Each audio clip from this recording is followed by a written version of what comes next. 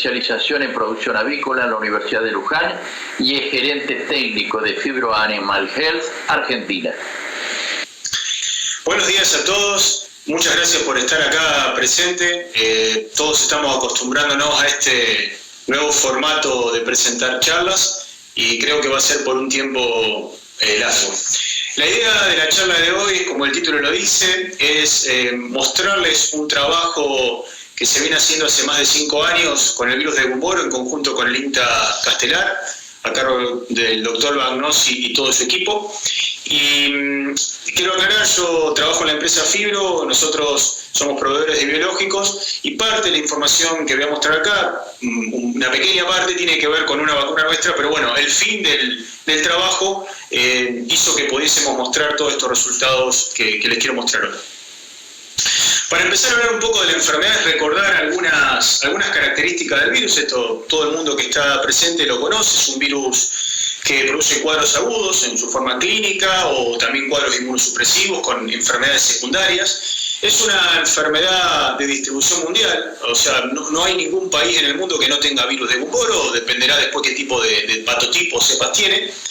Es una enfermedad que afecta a aves jóvenes, básicamente, un animal desde el nacimiento hasta las 7-8 semanas de vida, y tiene un tropismo puntual por los linfocitos B inmaduros que se encuentran en la bolsa de Fabrici.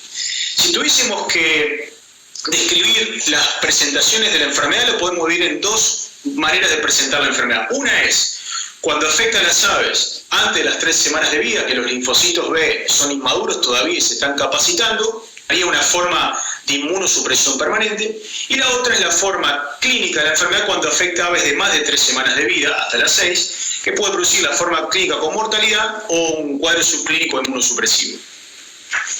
El virus es un virus entérico, entra por vía oral, a través de las heces o la cama. En poquitas horas el virus migra a los macrófagos y linfocitos del ciego y del yeyuno, donde hace una primera replicación. Por vía sistema venoso portal hace una primera viremia y ya ahí llega a la bolsa de Fabrici donde se multiplica en los linfocitos, y unas 16 horas después del comienzo de la infección hace una segunda viremia y ahí llega a los secundarios. Luego, en 72 horas, en menos de 3 días, tenemos el cuadro clínico de la enfermedad. Esta patogenia es lo mismo para cualquier cepa, incluso para una vacuna viva. Obviamente la vacuna sin producir el cuadro que estamos viendo. Tenemos que recordar algo en las formas de presentación de la enfermedad. Acá a ustedes les voy a mostrar que lo que hace la bolsa de Fabrici y el timo en el desarrollo son los órganos.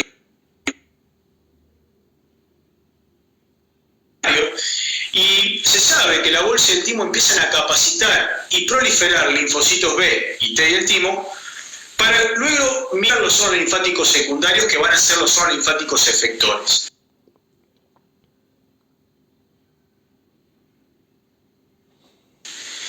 Este proceso es muy importante porque ocurre en las primeras semanas de vida. Es más, se sabe que al 7º día de vida casi el 100% de los órganos linfáticos secundarios están capacitados.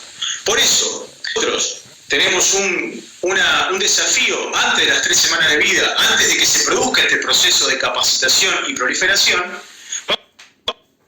Vamos a tener una caída en la colonización de los órganos linfáticos secundarios que van a evitar una respuesta inmune. ¿Qué nos va a traer eso? Bueno, básicamente va a haber menos linfocitos B que no van a estar capaces y vamos a tener una menor respuesta a la infección, con posibilidad de tener una infección secundaria o una enfermedad bacteriana, y también una menor respuesta a vacunaciones, porque la inmunidad humoral se va a ver seriamente afectada. Después tenemos la forma clínica de la enfermedad. Ahí yo puse algunas fotos. En los casi 20 años que trabajo en avicultura nunca vimos cuadros así, donde básicamente se ve la diarrea blanquecina, animales postrados, ruptura de endotelios, hemorragia en los músculos, nefrosis.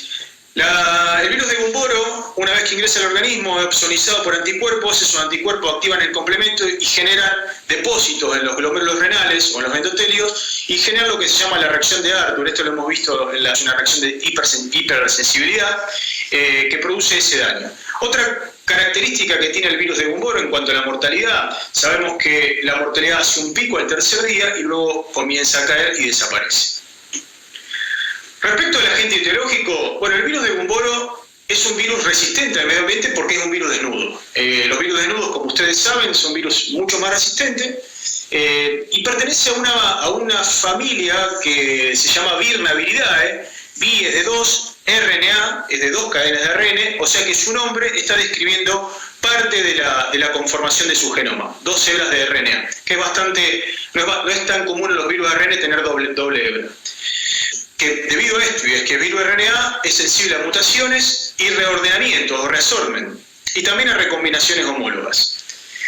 Hay 2 serotipos del virus de Gumboro, el serotipo 1 y el 2, pero solo el serotipo 1 es patógeno para las aves. Y dentro de ese serotipo 1 tenemos diferentes tipos de cepas de Gumboro. Tenemos las cepas clásicas y las cepas muy virulentas. Estas 2 tipos de virus, a nivel antigénico no hay muchas diferencias, pero sí en la virulencia.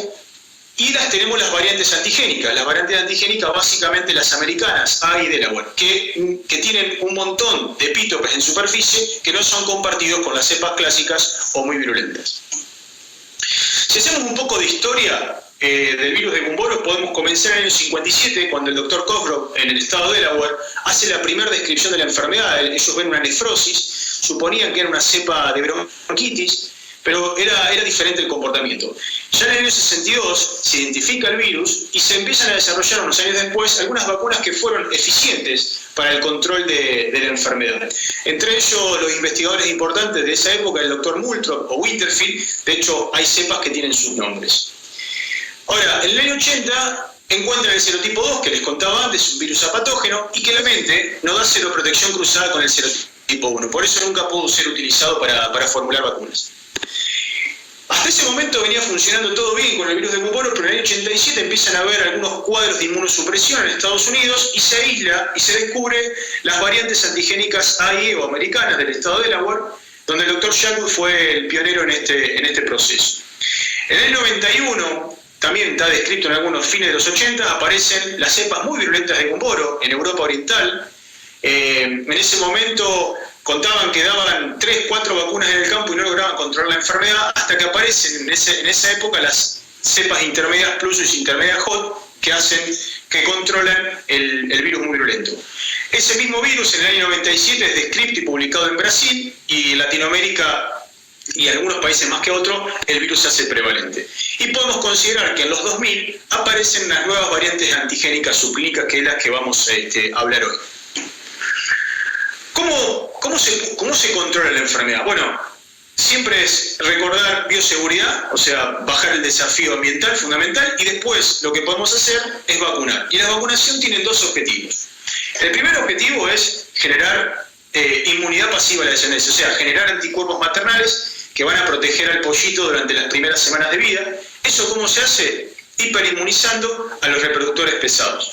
Un programa de vacunas vivas más una vacuna inactivada, que el único fin que tiene es aumentar lo más posible los anticuerpos que van a ser transferidos a la descendencia.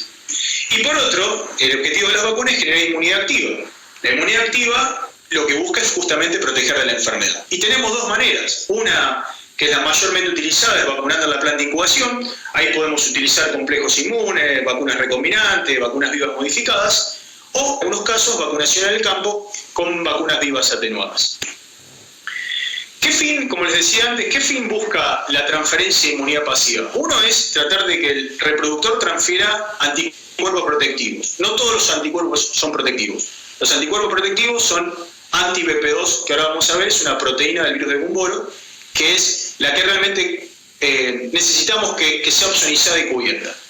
Esos anticuerpos van a ir desapareciendo a lo largo del tiempo, se van a ir catabolizando, y va a ocurrir ese proceso en el animal adulto y en el parrillero. Se calcula que más o menos en un parrillero, alrededor de la tercera semana de vida, ya no quedan anticuerpos maternales. ¿Y cuánto es la cantidad que se transfiere de un reproductor a un bebé? Se calcula más o menos entre un 70 a un 50%. O sea, un animal adulto que tiene 10.000 le transferirá 5.000 o 7.000 a un bebé.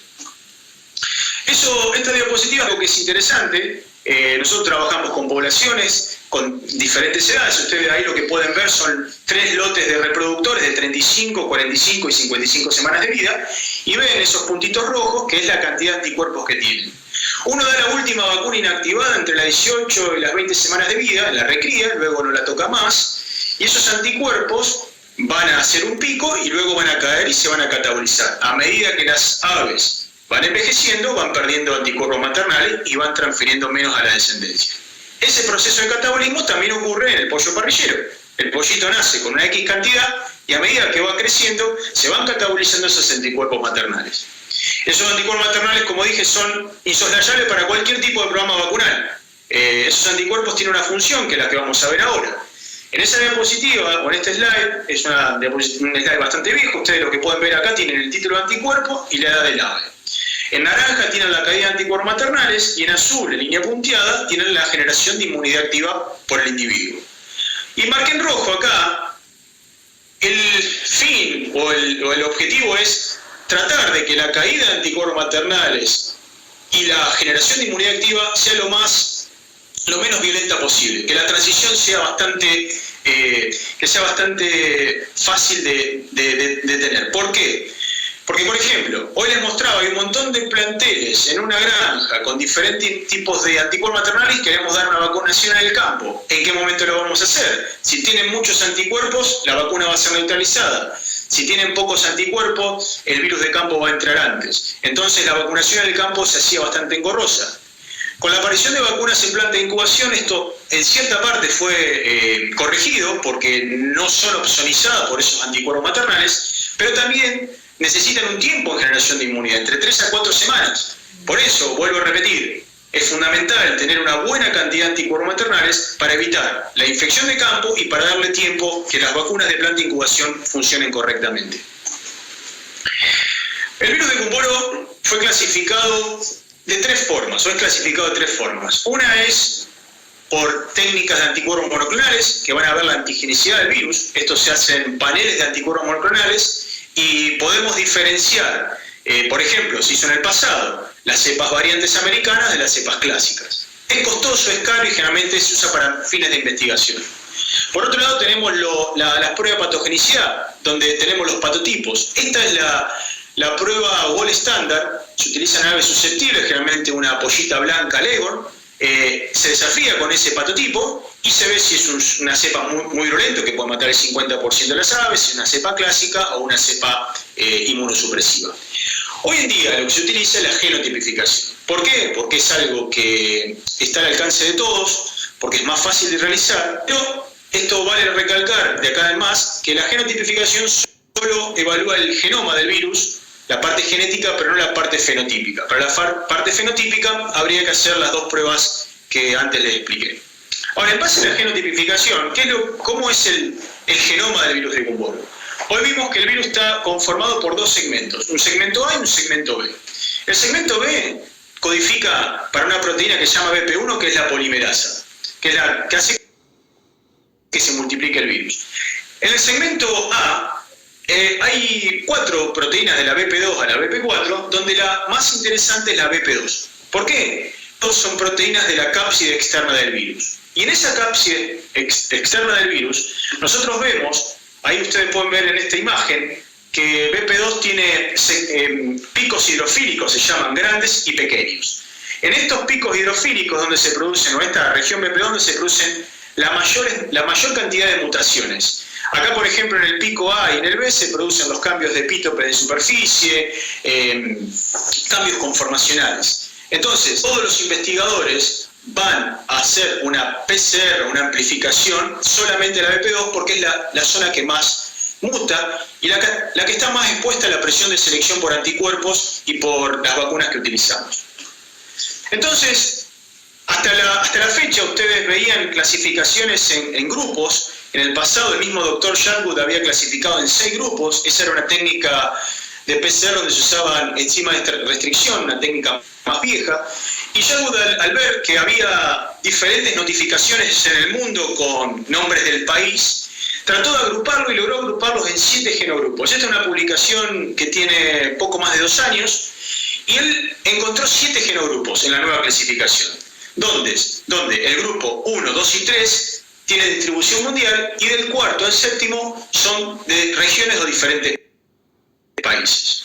Vamos a ver brevemente algunos. Por ejemplo, en el grupo 1, Tenemos las cepas clásicas, que están distribuidas mundialmente, como les dije. En el grupo 2 tenemos las variantes americanas A y E de Delaware.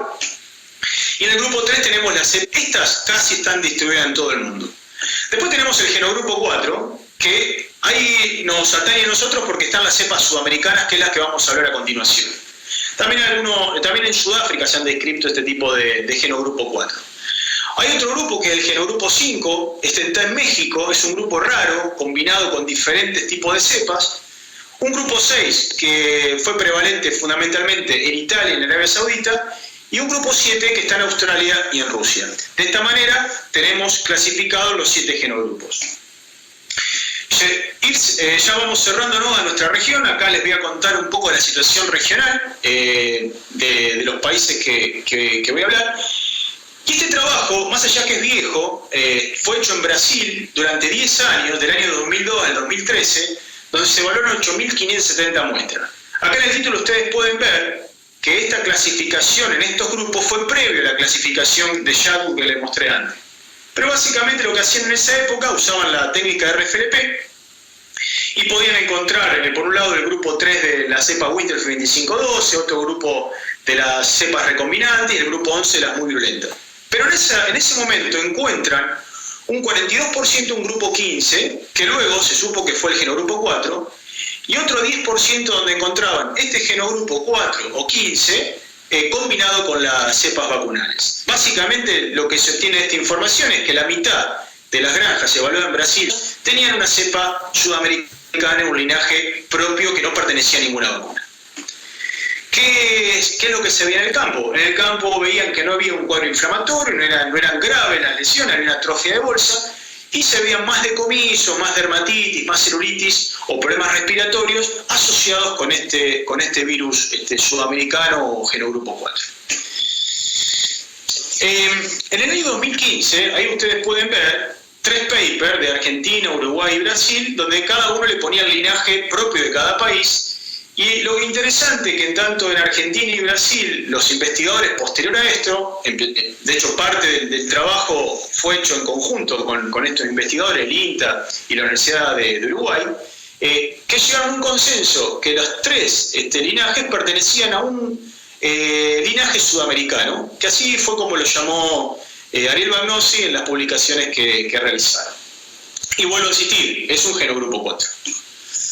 Esto fue la deducción que llegaron en el 2015, que el 80% de las cepas que encontraron en ese momento pertenecían a un linaje sudamericano. ¿Cuál es la hipótesis de por qué apareció esto? Esto es en Argentina vienen utilizándose vacunas para gumboro de hace muchos años, las mismas vacunas.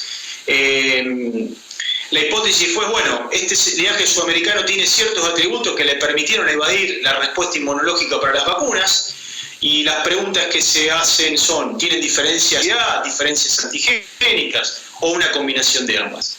Cuando uno lee las mutaciones, en general los virus, es una población viral, donde en gris tenemos la cepa prevalente y 2 virus que van mutando permanentemente. Los virus para evolucionar permanentemente van mutando. Muchas de las mutaciones quedan en el camino, no son propicias para la viabilidad del virus, pero otras mutaciones o reordenamientos o recombinaciones hacen que ese virus evolucione en conjunto con el huésped, lo que llama una coevolución, y hacen que durante una presión de selección, básicamente hecha por vacunas, el mismo huésped, la carga viral o factores ambientales, generan un control. Ahí tenemos anticuerpos contra la cepa que estamos trabajando, pero la mutación que apareció evade esa respuesta inmunológica y prevalece y genera nueva población viral, donde la prevalencia ya cambió totalmente y tenemos mucho más del nuevo virus variante de rojitos, que cambió su superficie, respecto a la población inicial. Esto está hecho de forma grosera, pero es más o menos qué es presión de selección y por qué aparecería un nuevo virus. Mutaciones ocurren siempre, el tema es cómo se selecciona para que aparezca esa mutación. Yendo ya al trabajo nuestro, nosotros, como les decía antes, trabajando con el INTA, dividimos en 3 partes el trabajo. Tenemos una primera parte donde se hizo un relevamiento epidemiológico de las cepas circulantes de Gumboro. Eso fue hecho durante 4 años, del 2015 al 2018 inclusive. Luego hicimos el mismo relevamiento utilizando una vacuna nuestra administrada en planta de incubación 2017 al 2019. Y por último, se hizo un estudio de virulencia y patogenicidad del linaje sudamericano. Esto fue la tesis doctoral del doctor Gonzalo Tomás de Uruguay. En la primera etapa se hizo lo siguiente: se fueron a casi 100 granjas, 98 para ser exacto, distribuida en Buenos Aires, Santa Fe, Córdoba y Entre Ríos. Y como no sabíamos bien la situación, comprendimos un amplio grupo etario de 20 días a 47 días de edad. Las granjas, ¿cómo se eligieron? Bueno, elegimos todas las mejores granjas, las que tenían malos resultados o regulares, no siempre eran por problemas sanitarios. Elegimos algunas que habían tenido problemas de inmunosupresión o cuadros recurrentes respiratorios, pero otras, como les decía antes, no tenían ningún problema, simplemente entraron dentro del screening o de ese relevamiento. Lo interesante fue que los títulos de anticuerpos maternales fueron desde 1200, con un coeficiente de variación de 76%, a 9119 con un coeficiente del 18%. O sea, lo que les voy a mostrar ahora, la presencia de estas cepas, incluso estuvieron en animales con alto nivel de anticuerpos maternales. Lo que hacíamos cuando íbamos a la granja, como rutina, se tomaban 5 animales al azar, se pesaban, luego eso se anotaba en una planilla, luego se retiraba el vaso, la bolsa se pesaba, ahí tienen las tablas que utilizamos, la balancita, ahí tienen el peso del animal, el peso de la bolsa, y eso luego sacábamos un índice bebé para chequear que el tamaño de la bolsa estuviese acorde a la vacuna que había sido administrada.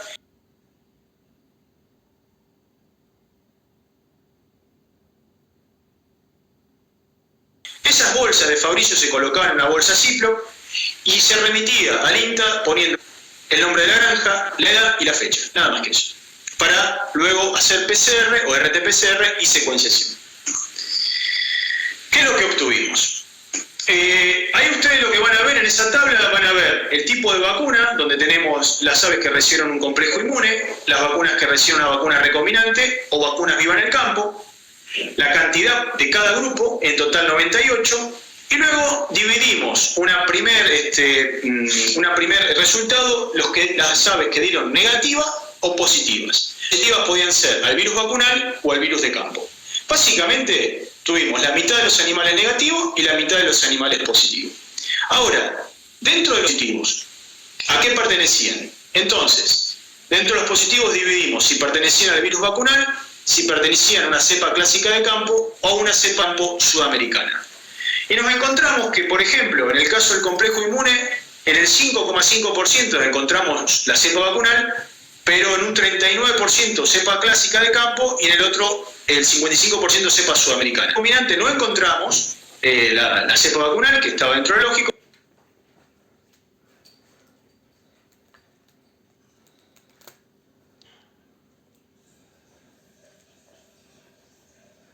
¿Qué pasó?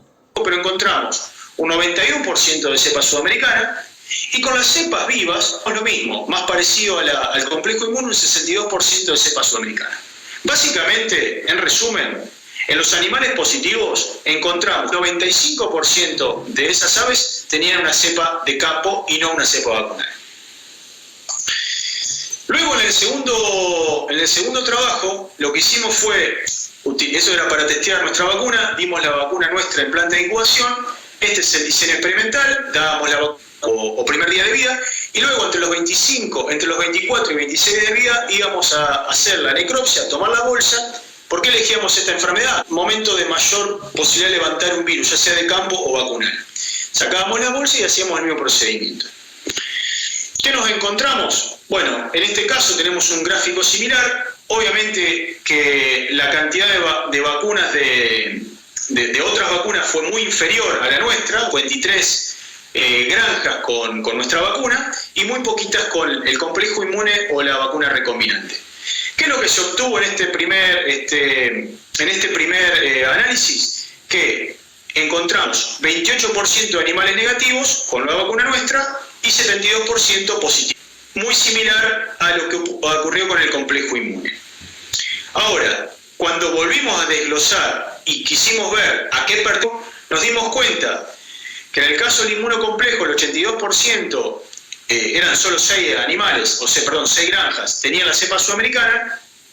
Con la recombinante habíamos encontrado en el 50%, era solo una, pero lo interesante fue que con MB1 encontramos que el 95% tenían la cepa vacunal y solo el 5% una cepa clásica. Esto es para contarle que el título promedio de los 42 días de esos animales dio alrededor de 3.600 con un coeficiente del 34%. Y la última parte fue, bueno, encontramos esa cepa. ¿Qué hace esa cepa? ¿Es importante? Y acá se hizo el estudio de virulencia y patogenicidad que les contaba antes. ¿Qué fue lo que se quiso hacer? Bueno, básicamente fue un estudio comparativo de virulencia y patogenicidad entre una cepa clásica y esta cepa sudamericana, en las cuales se evaluó cambios morfológicos en la bolsa de Fabricio en el vaso, lesiones microscópicas en la bolsa de Fabricio, la carga viral en órganos linfoides y el título de anticuerpo. ¿Cómo fue el diseño experimental? Muy simple. Esto se hizo en los aisladores del INTA Castelar, como les decía, tesis doctoral de Gonzalo Tomás. Se alojaron 108 animales SPF, LEGO, y a los 14 días de vida, se tomó un control negativo, que no se desafió, control desafiado con cepa sudamericana, y otro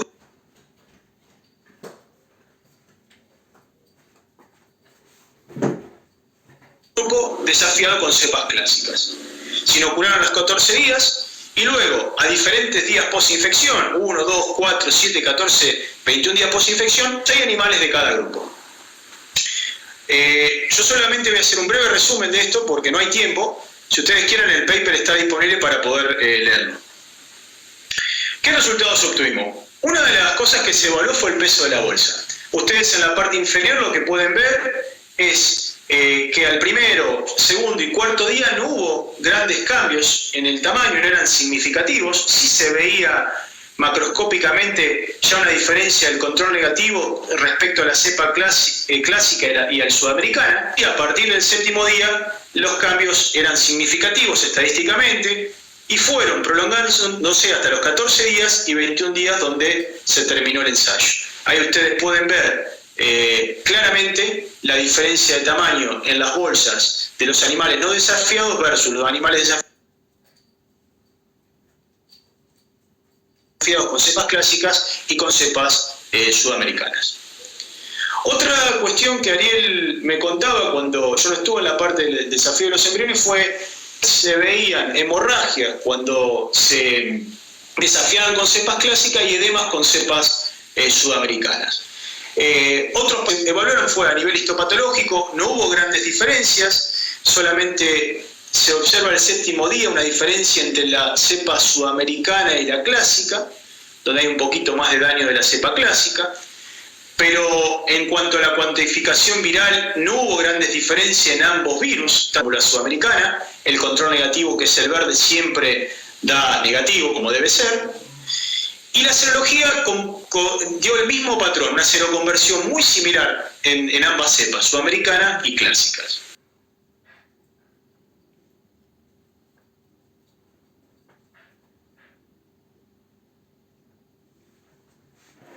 ¿Qué pasó?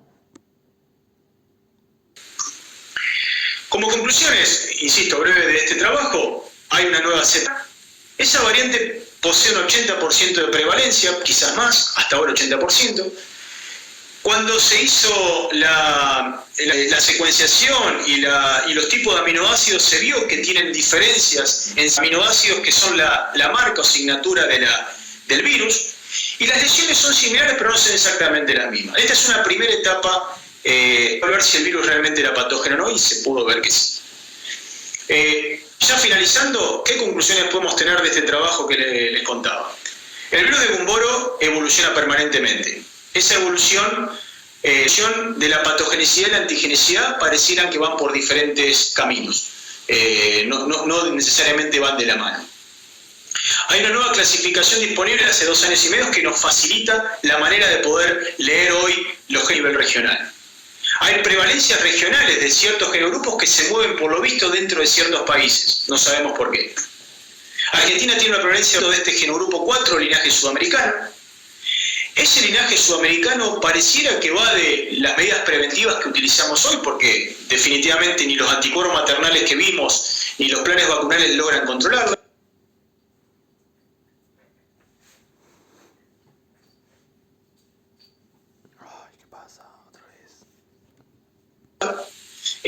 Produce lesiones similares, pero no exactamente las mismas que un virus clásico. Próximos pasos a realizar. Bueno, evaluar la eficacia de las vacunas actuales versus la cepa sudamericana en un laboratorio, en un aislador, como se hizo el estudio de patogenicidad. Evaluar las características fenotípicas del virus con anticuerpos monoclonales, si hay similitudes o no con las cepas vacunales que estamos utilizando. Y también, interesante, una etapa mucho más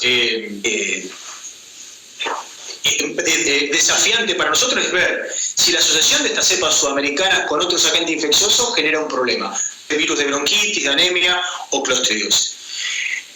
Bueno, eso es todo y le quiero agradecer fundamentalmente a la gente del INTA, Ariel Bagnosi, a Bessi Cray, a Valerio Olivera, a la gente del Uruguay, a Gonzalo Tomás, a Andino, Rubén Pérez y a mis compañeros de trabajo, a mis amigos Manuel Veiga, Enrique Herralde, Mario Manelli y Raúl Lorenzati. Ellos son los que siempre están ayudándonos en este trabajo. Así que bueno, muchas gracias. Ahora presentamos